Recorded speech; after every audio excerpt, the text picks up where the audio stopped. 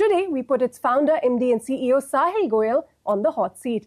Sahil, welcome to Startup Street and thanks so much for your time here. Let's start with that IPO question itself.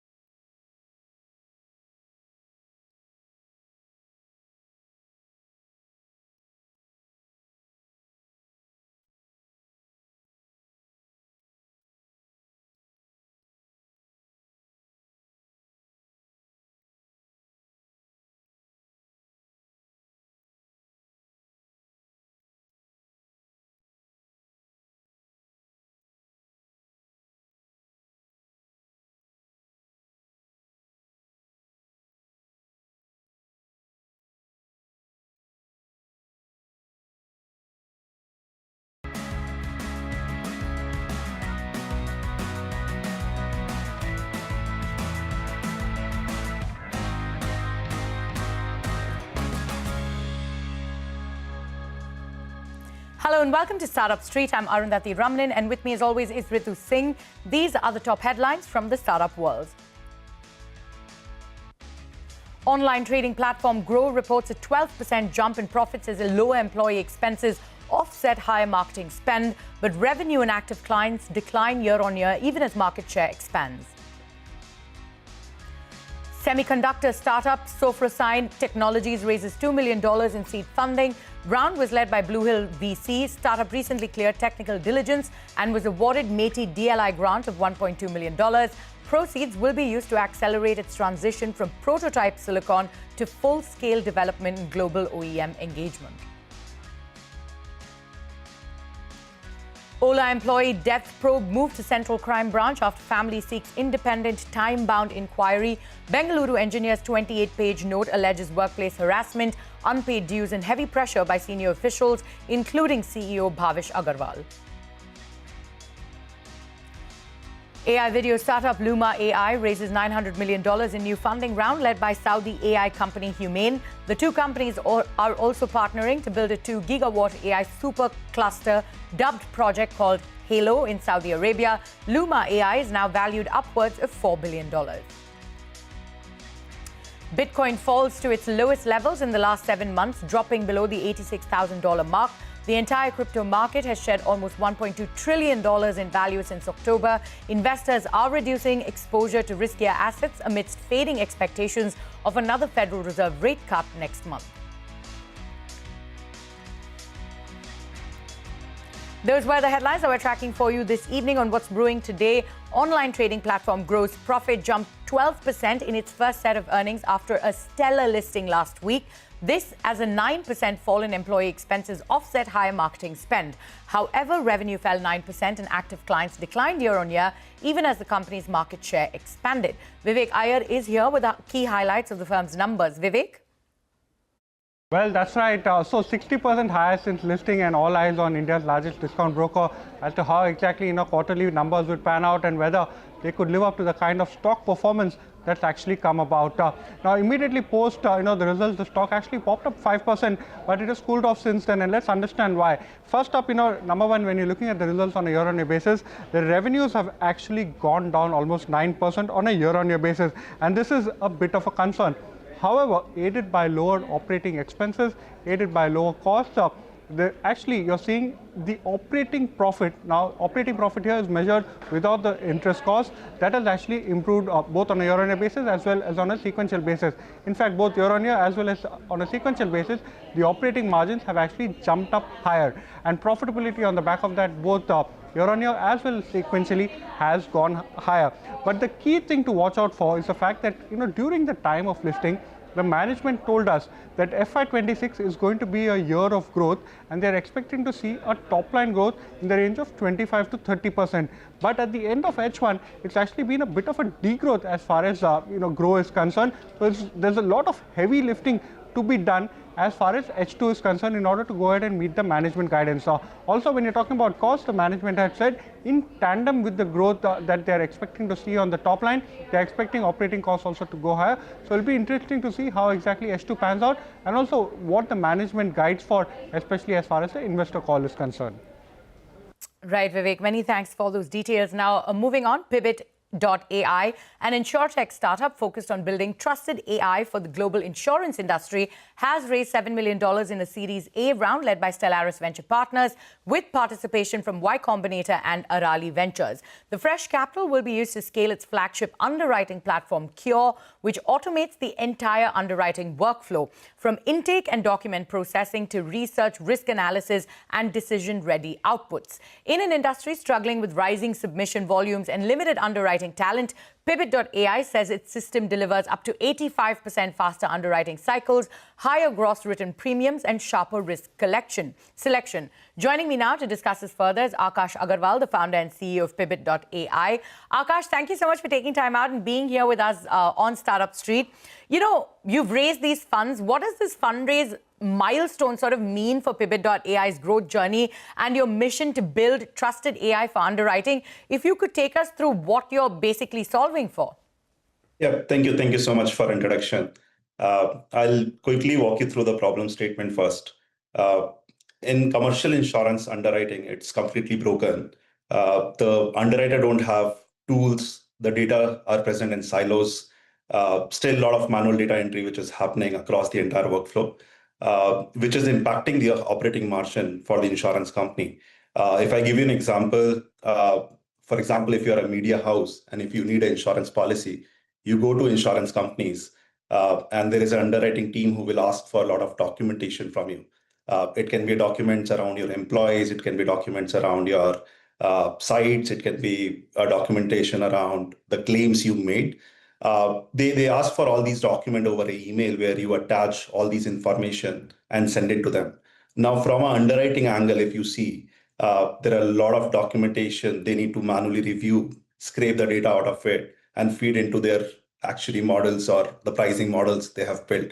The problem with this entire process, it is like hundreds of attachments attached to an email where it takes like weeks to do it.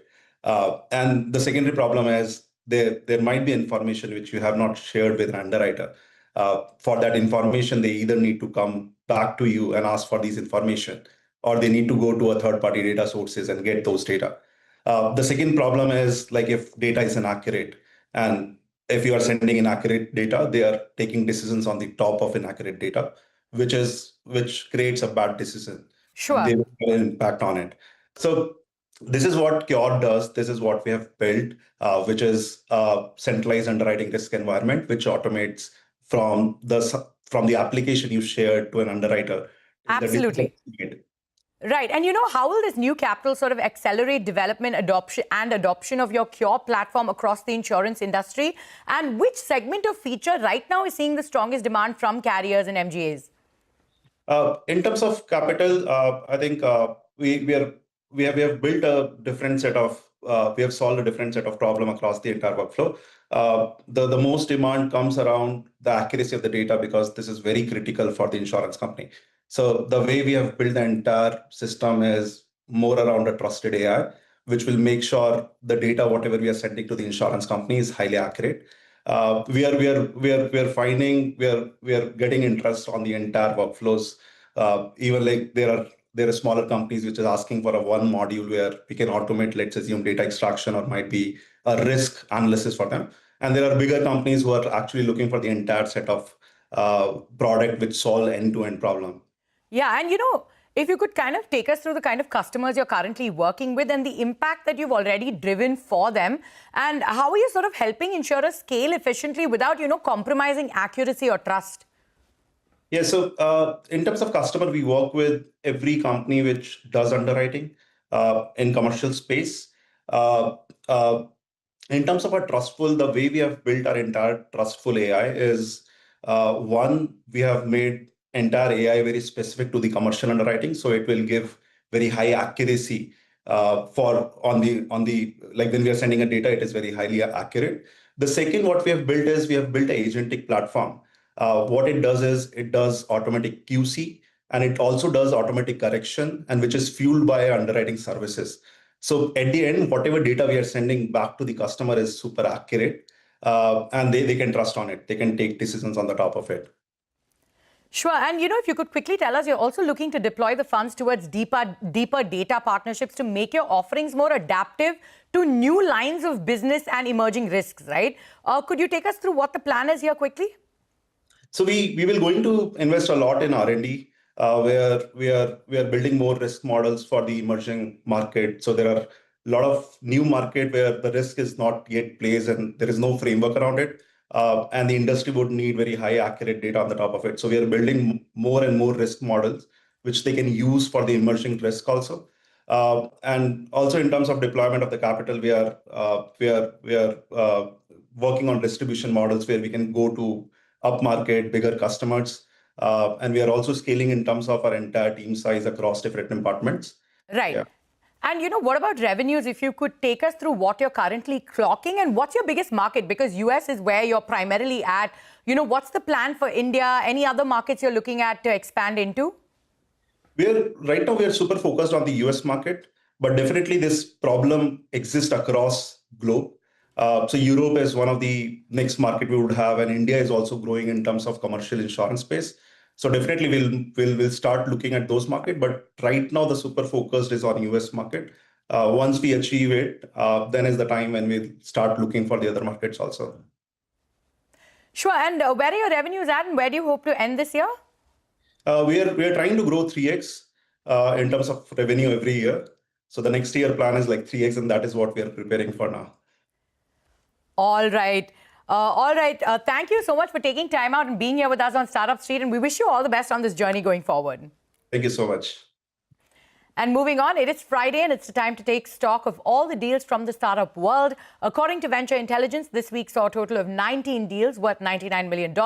Some of the notable deals include rural vehicle platform Tractor Junction, which raised $17 million from InfoEdge, Omnivore Partners and others, while battery tech startup Loham got $15 million from Bearing India, Singularity AMC, Asiana Fund and others. Logistics tech startup Pidge bagged $13.63 million from Haystack Investment, Mountain Partners and a whole host of others. That's not all. Digital freight forwarder Agragah got $11.27 million from Bajaj Finserv, Ivy Cap Ventures, while financial ops automation enabler Blue Copa raised $7.35 million from Bloom Ventures, Dallas Venture Capital, and others. According to Venture Intelligence, this year has seen a total of 838 deals worth $8.5 billion.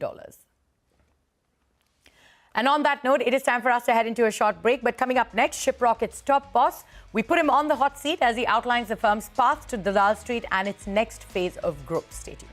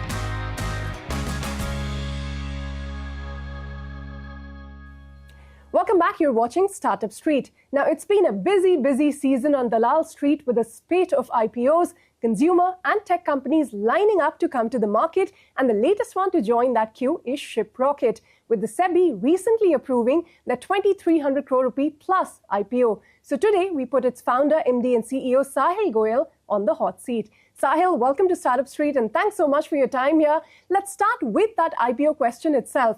Why now? What made this the right time for Shiprocket to come to the market? See, I think Shiprocket is building a platform which is built like Rails for e-commerce.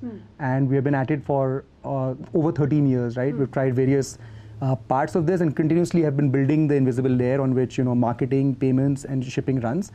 We believe that this is a business that compounds with India. Because if you think about the coming e-commerce market, which is going to be tenfold in the next 10 to 15 years, we believe that newer forms of commerce will take place. So we think that, commerce will become more hyper-local or quick. It will become more personalized, right? More many-to-many vernacular. It will become agentic now with AI. So with this kind of fast-changing world of commerce and India's transformation, I think it's very difficult for one to put a monolithical idea to say, okay, this is how the future of commerce will work. Instead, we are trying to build our business like a box of Lego blocks, where we're saying, look, I'm going to build all the blocks to do marketing, to do payments, to do capital, lending, to do returns, to do all of these things. And then people can build on top of us, right? So no matter what kind of commerce comes to India in the next decade, we'll be there to power, right, the back end of the thing and to become the backbone, essentially. So for this kind of model, right, our build is a long-term build. And we believe that, this is something which needs to be kind of institutionalized and immortalized and put into the mix as a disciplined 100-year, vision company. And for that, I think for the last 2-3 years, we started to think about the IPO. And we felt that the best way to align shareholders, customers, everyone with the same goal is to take the company public, right? So can you give us a sense of what kind of timelines you're looking for, for your IPO? I think we're pretty close. So you should see us in the next year. Well, next year is 12 months long. Any more specific timelines as to when we'll see Shiprocket get listed? Early next year. Sahil, while I understand you cannot comment on the valuation yet, would you weigh in on the debate, especially with the recent listings? You were last valued at about $1.2 billion in your, private fundraise. What is your expectation on that front as you do go public? See, I think our expectation is not on a certain valuation number, to be very honest, because this is not an exit event. This is not a liquidity event. This is a new start in a way where, there have been supporters, shareholders who've been with us for a decade. And they're going to be supporters, shareholders for the next decade. The company is growing up. It's a teenager now, and going into this next phase, right? It's really the beauty is in the eye of the beholder. That's the only thing I can tell you, because valuation isn't something I think that we are not aspiring for that. We are aspiring for impact. We today are about 200,000 merchants strong. We want to be 1 million merchants strong, right? Create 1 million profitable businesses by in the next 5 years maybe. And then in 10 to 15 years, we want to power 10 million businesses in India out of the 60-70 million that are there. To do that, whatever it takes to kind of, whether it's about going public, whether it's bringing the right partners, whether it's raising more capital, whether it's doing M&A, whatever it will take to get to that journey is what we'll do, right? So to me, it's just a means to an end. Like it's a way to actually get to the next step. I don't think it is the goal, right, at all.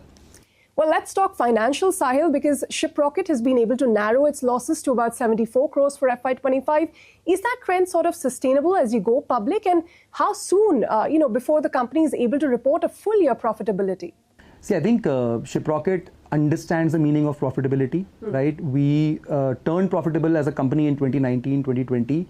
And, our core shipping business has been profitable since then. We're delivering double-digit crore EBITDA, right, in that business today. And what we did as a, box of Lego blocks is we built one, took like 7-8 years to build it, scaled it, became pretty, meaningful in the market, and then started building the other blocks. And then we didn't build one, we started building 3 together, 5 together, 6 together. And now we have this playbook to say, look, this one business generates a ton of cash, right? We invested back into generating future growth engines, right, which can grow at 2 times, 3 times the speed of the main bigger business. And if we can keep doing this, we have an unlimited, growth life, we have an unlimited profitability, we have an unlimited kind of runway as a company, right? Because this model allows us to be prudent about where we put our dollars, right? Allows us to actually act like capital allocators, right? which I think comes later in a company's journey. I think we've been lucky to be able to have, found very strong PMF in one product, which is now scaling and growing and generating cash, and have the liberty and the luxury maybe to be able to invest behind newer products. So I think the answer, whether we expect to see full year EBITDA or not, I think it's already there in the way it's designed, right? It is really up to us in some ways and our shareholders, right, to figure out that, okay, where do we trade off cash for growth? When does it make sense, and in which things does it make sense, right? So would you do a gross margin negative business and put cash into it? Of course not. I don't think it makes sense. But if you could do something where you could invest ahead of time in building capability, building the infrastructure, building the digital rails and so on, that can compound over time because we've seen it with one business. So I think it's a long term, is the company going to make money? Of course, right? It's obvious. But how do you weigh in on that debate of growth versus profitability? What can you guide your investors as the company goes public? See, I think if investors are looking only for profitability and not, so I think they're looking for growth, right? Ultimately. And they're looking for growth which is sustainable, right? And I'm saying we'll do whatever delivers the best result there. If you ask me that, will you optimize for EBITDA or optimize for growth? Again, I think the answer is there, right? At a sustainable level, always optimize for growth because that's what, that's what the whole world's about at this point, right? And if it's unsustainable, then definitely do not find the right business model and then go behind it, right? So I cannot give guidance in saying, oh, you know what, we're going to now start delivering profits. Honestly, that means we are not able to then invest in growth. And there will be a point when that happens and it will be organic. Like, I don't think I can time it. I don't want to time it, right? It's something where we're saying, look, we're continuously investing behind, solving this huge problem that affects millions and millions of people, right? We've done one part of it. There are 10 parts left. We've got 10, 15 years of execution. Where do we use our cash and how? That is the question, right? Sure. And I think it'll emerge, right? As we go through these motions, it'll emerge where do we put what? And does it mean that, we deliver stellar EBITDAs in the first 2 years? Or does it mean that we deliver stellar growth in the first 2 years? And then how does that change every 2 year set, right? Okay, all right. Hard to be able to, put it out there as a fixed answer because then I'm being unfair to the market and to even shareholders, to be honest. Well, let's talk about the revenue mix as well for Shiprocket. I mean, 80% of your revenue still come from your core businesses and about 20% from your emerging businesses, which is a mix of, payments, lending, cross-border and whatnot. How will this mix evolve once the company goes public over the next few years? And what do you believe will be the faster growing verticals? See, I think our mix will continue evolving in the favor of emerging becoming bigger, right? The reason for that, I mean, again, can't give you percentage as such, but it's 20 to 25% today and it's inching up, right? The reason for that is that, the way I describe the business, the growth engines itself are obviously growing faster. That's why they're taking in investments in building today. And we think that, there will be breakouts. Like, if, for example, there are 3 main parts of our growth engines or the emerging business, as we call it. There is the omni-channel logistics bit, which includes, so think about brands who become bigger with the core shipping business.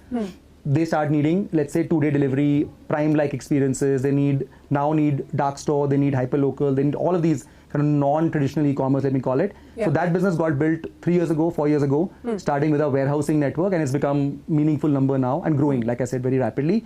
Thanks to the tailwinds from quick commerce, thanks to all kinds of new innovations happening in commerce. The second one is our marketing stack, which includes our fraud engine, trust engine, checkout in payments. It includes our multi-channel marketing automation stack. So there's a bunch of features inside it that again is an essential part of any merchant's journey.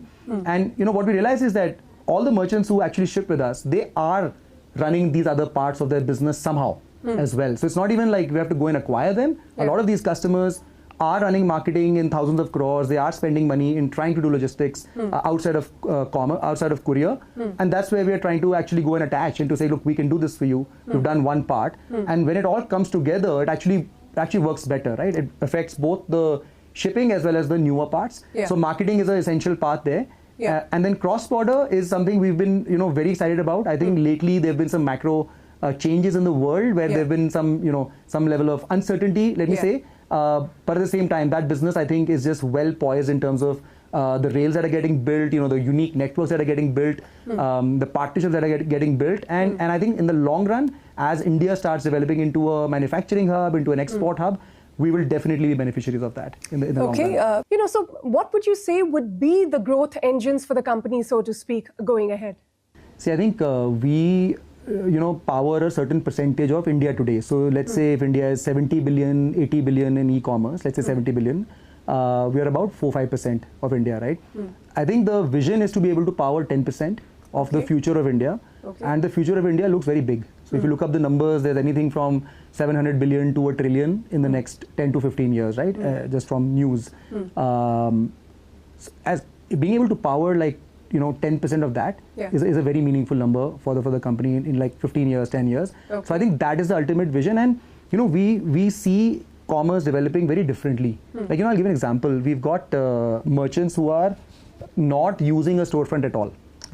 They might be using a YouTube ad or a YouTube video, like an influencer video. They put a phone number there, people DM them, and then they process their orders on cash on delivery. So this is happening in tier 3, and it's not small, and it's happening more and more, right? So the thing is that we can't imagine like after 5 years and after 10 years, what does e-commerce look like? Well, I don't know, right? All I'm saying is I can't imagine.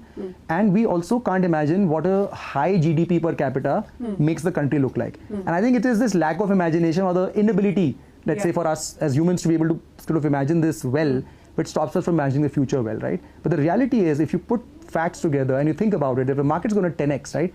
Is it just going to be this? Like if the landscape looks like something today, where you've got marketplaces, you've got a couple of other ways of doing commerce.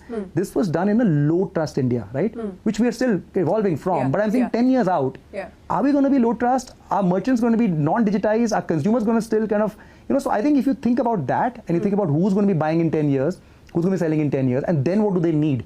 I think it's